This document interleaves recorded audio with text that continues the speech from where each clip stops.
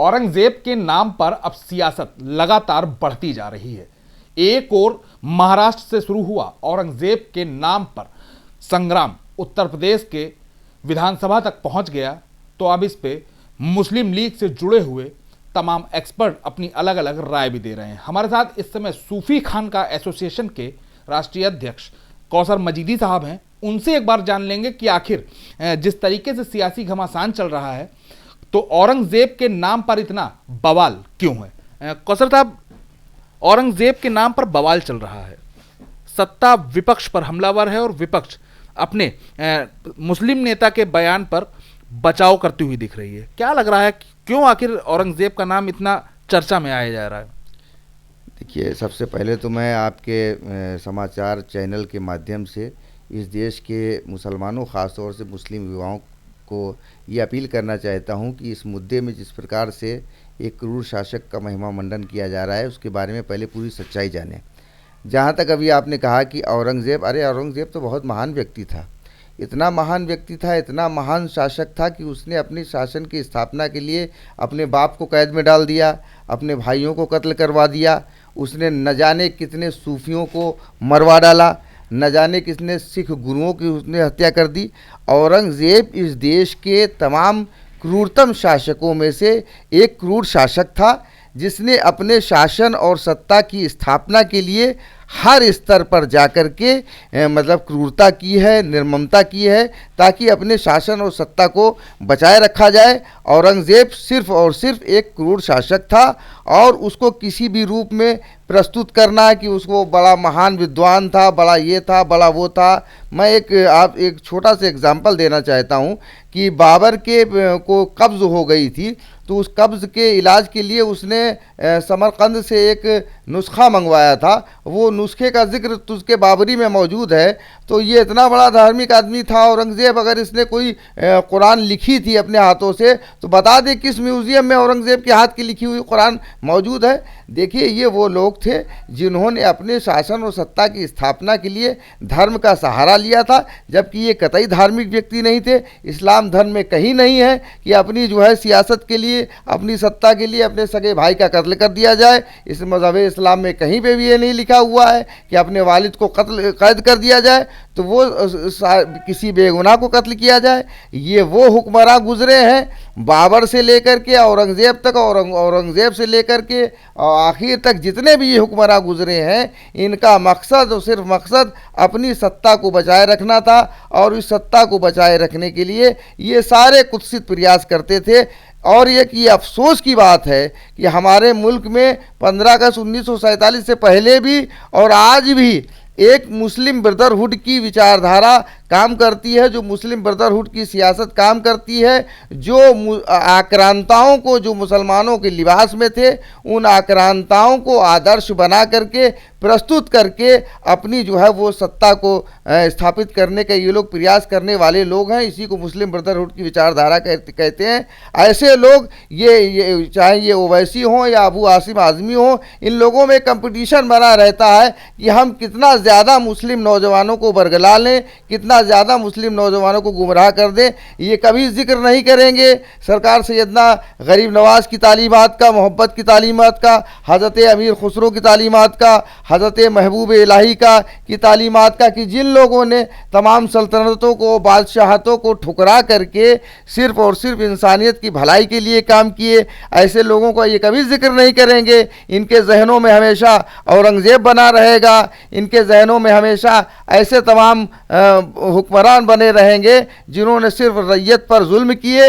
और उस रैयत में देखिए, ऐसा नहीं है कि इन्होंने केवल हिंदू रैयत पर जुल्म किए हों, इन्होंने तमाम सिख गुरुओं की हत्याएं की हैं, गुरु अर्जुन देव से लेकर के गुरु गोविंद सिंह जी तक सबकी हत्याएं की हैं। तो उसी तरीके से इन्होंने हज़रत सरमद शहीद जैसे सूफियों की हत्याएं की हैं। अगर इस औरंगज़ेब ने हिंदुस्तान की मंदिरों को तोड़ा है, तो इसी औरंगज़ेब ने हिंदुस्तान में न जाने कितनी दरगाहें, हज़ारों की तादाद में दरगाहों को तोड़ा है। तो ये वो शख्स था जो सिर्फ मजहब की आड़ लेकर के अपनी सत्ता को स्थापित करने वाला काम करता। अच्छा, जिस तरीके से उत्तर प्रदेश के मुख्यमंत्री ने कहा है कि अबू आज़मी को यूपी भेजा जाए, हम उनकी तबीयत को सही कर देंगे, तो इस बयान को, इस बात को कहाँ तक वाजिब मान रहे हैं?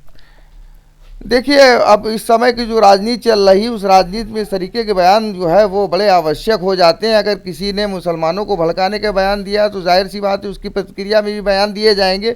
ये सिर्फ वोट बैंक की राजनीति और सियासत है, इसके ज़्यादा मैं कुछ नहीं कह सकता हूँ, क्योंकि ये तो तमाम सियासी दलों का काम है। हमारा काम सिर्फ ये है कि हमारा मकसद ये है कि लोगों के दिलों को जोड़ना, लोगों से मोहब्बत का पैगाम देना है। ये वही बात है कि उनका जो काम है वो अहले सियासत जाने, मेरा पैगाम मोहब्बत है जहाँ तक पहुँचे। अगर हम बात करें तो 27 बहुत नज़दीक है, 2027 इलेक्शन की भी स्थिति बन रही है, तो उससे पहले क्या मुस्लिम राजनीति या मुस्लिम वोट बैंक को अपने पास करने के लिए इस तरीके के बयानबाजी दी जा रही है? देखिए, ये तो जाहिर सी बात है कि ध्रुवीकरण की राजनीति और तुष्टीकरण की राजनीति ही तो पिछले 75 सालों से हमारे देश में होती चली आ रही है। तो जाहिर सी बात है कि इस सियासत का फ़ायदा सियासी फ़ायदे के लिए उठाया जाएगा। सीएम के बयान के बाद अखिलेश यादव ने सोशल मीडिया पर एक पोस्ट की। उन्होंने कहा कि इस समाज में हर किसी को अपनी बात रखने की स्वतंत्रता है, सभी को अभिव्यक्ति है, तो इसको कहाँ देखते हैं? बिल्कुल, इस बात सही है कि हमारे देश का संविधान अभिव्यक्ति की स्वतंत्रता देता है, लेकिन ये बयान देने वालों को सोचना चाहिए कि उस बयान से उसका कितना यूज़ हो सकता है, उसका कितना मिस यूज़ हो सकता है। औरंगज़ेब की महानता को बखान कर देने से किस मुस्लिम समाज का कितना भला हो गया। औरंगज़ेब को अगर महान बताने से अगर 100 मुस्लिम नौजवान बेरोज़गार नौजवानों को भी रोज़गार मिल गया हो तो हम औरंगज़ेब को महान मान लेंगे, बल्कि उसके महान मान लेने से तो पूरे हिंदुस्तान में एक विवाद खड़ा हो गया है कि एक खाई बनती चली जा रही है हिंदू मुस्लिम की। तो ऐसे बयानों से बचना चाहिए। अभिव्यक्ति का मतलब ये नहीं है कि हम ऐसे बयान देने लगे जिससे देश में तनाव का माहौल पैदा हो जाए। अबू आज़मी का जो बयान है, अबू आज़मी ने जिस तरीके से औरंगज़ेब की तारीफ करी है, उसे कैसा देख रहे हैं? देखिए, मैं तो मानता हूँ, चाहे जिनका नाम आप ले रहे हो या वो हैदराबाद वाले हों, ये इन दोनों में और एक आध और भी हैं, इन दोनों में इन लोगों में आपस में कंपटीशन रहता है इस बात का कि हम कितने ज़्यादा मुस्लिम नौजवानों को भड़का लें, कितने ज़्यादा मुस्लिम नौजवानों को बरगला लें। क्योंकि सबसे बड़ा अफसोस की बात है कि हमारे नौजवानों में, हमारे माशरे में शिक्षा की बड़ी कमी है। हम लोग उन वास्तविकताओं में जाना नहीं चाहते हैं, हमको जो दिखा दिया जाता है वही देख लेते हैं। तो इनका सिर्फ यही है, ये लोगों का आपस में कंपटीशन चलता है कि हम कितने ज़्यादा मुस्लिम नौजवानों को गुमराह करें, उसी लिए ये सारे बयान दिए जाते हैं। इतिहासकारों की अगर हम बात करें तो औरंगज़ेब को लेकर अलग अलग इतिहासकारों के अलग अलग मत हैं। कोई उसे अच्छा बताता है, कोई बुरा बताता है, कोई क्रूर बताता है, कोई मोहब्बत वाला बताता है। तो क्या लगता है कि इतिहास के पन्नों में भी कुछ हेर फेर है? देखिए, जाहिर सी बात है कि जो इतिहास लिखा गया है या कोई भी इतिहासकार हो, कोई भी व्यक्ति हो, वो किसी न किसी विचारधारा से प्रेरित होता है।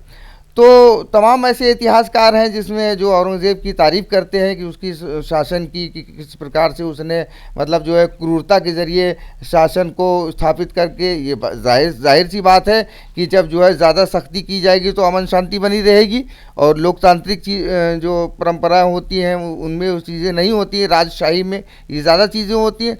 तो कहीं ना कहीं उससे कुछ लोग प्रभावित भी थे, उन्होंने सारी बात की, उसने शासन सत्ता में तमाम ऐसे काम किए। सबसे बड़ी बात यह है कि इतना बड़ा उसका शासनकाल रहा, 49 साल 50 साल का, यही अपने आप में बहुत बड़ी उपलब्धि है। और दूसरी बात की जो है उसने क्रूरता के साथ शासन किया, ये भी उसकी बहुत बड़ी उपलब्धि है। और उसने क्रूरता के साथ शासन लेकर के कंधार से लेकर के कन्याकुमारी तक बड़ा साम्राज्य स्थापित किया, ये भी उसमें उसकी तमाम तरह की खूबी। तो हर व्यक्ति उसमें अपनी अपनी चीज़ों को तलाश करता है। इतिहासकारों ने अपने अपने नज़रिए से, अपनी अपनी विचारधारा से प्रेरित होकर के ये सारी चीज़ें लिखी। लेकिन लब्बो लबाब यही है कि औरंगज़ेब भी हिंदुस्तान के तमाम उन हुक्मरानों में से एक हुक्मरान था जिसने अपनी सत्ता के लिए किसी भी हद तक जाकर के अपनी सत्ता को स्थापित करने के लिए, सत्ता को बनाए रखने के लिए वो सारे काम किए जिससे उसकी सत्ता स्थापित रहे।